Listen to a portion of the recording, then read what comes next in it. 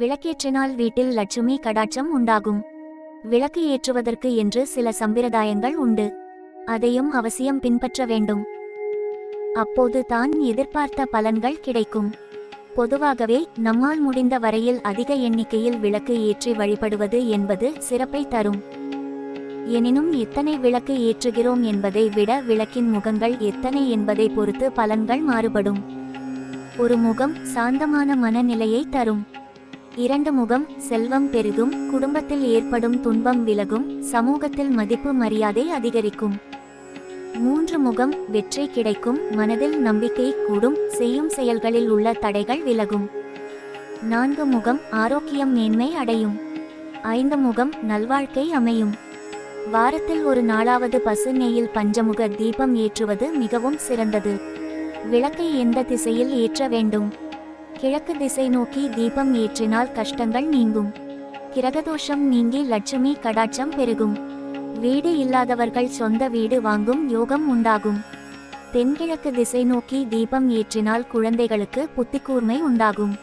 குழந்தைகள் படிப்பில் திறமையாக விளங்குவர். தென்மேற்கு திசையில் தீபம் ஏற்றினால் திருமண தடை விலகும். மேற்கு திசையில் தீபம் ஏற்றினால் கடன் தொல்லை நீங்கும். பணத்தால் வந்த பகைமை வளராமல் தீரும். வடமேற்கு திசை நோக்கி தீபம் ஏற்றினால் சகோதர சகோதரிகளுக்கிடையே ஒற்றுமை அதிகரிக்கும். குடும்ப சண்டைகள் விலகும். வடக்கு திசை நோக்கி தீபம் ஏற்றினால் நல்ல காரியங்களில் வெற்றி கிடைக்கும். பாவம் நீங்கும். திருமணம் கைகூடும். வடகிழக்கு திசை நோக்கி தீபம் ஏற்றினால் குடும்பத்தில் சுபிட்சம் உண்டாகும். வீட்டில் தெற்கு திசை நோக்கி தீபம் ஏற்றக்கூடாது. மரண பயத்தை உண்டாக்கும். குடும்பத்தில் கஷ்டங்கள் ஏற்படும்.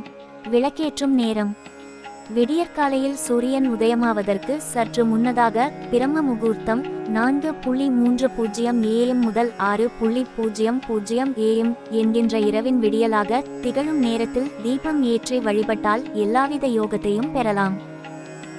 அதேபோல் மாலையில் சூரியன் மறைவதற்கு சற்று முன்னதாக பிரதோஷ காலம் மாலையில் என்கிற உன்னதமான காலத்தில் தீபம் ஏற்றி வழிபட்டால் குடும்பத்தில் செல்வம் பெருகும்.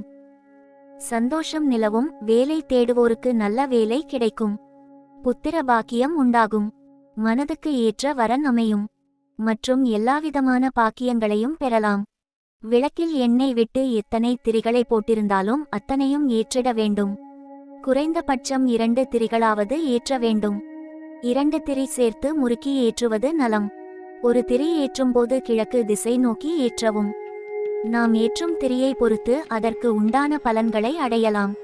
தீபம் ஏற்றும் போது செய்ய வேண்டியவை: பூஜை தொடங்கும் முன் வீட்டில் சுமங்கலி குத்துவிளக்கை ஏற்றி விட்டு வணங்கிய பிறகு பூஜை செய்தால் நிச்சயம் பலன் உண்டு.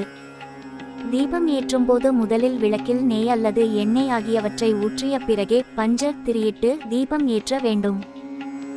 அப்படி முறையாக ஏற்றிய தீபம் வீட்டில் உள்ள இருளை அகற்றுவதோடு வீட்டில் உள்ளவர்களின் மன இருளையும் அகற்றி தெளிவான சிந்தனையை தூண்டி சிறந்த முறையில் செயலாற்ற வைத்து நிலையான அமைதியை தரும்.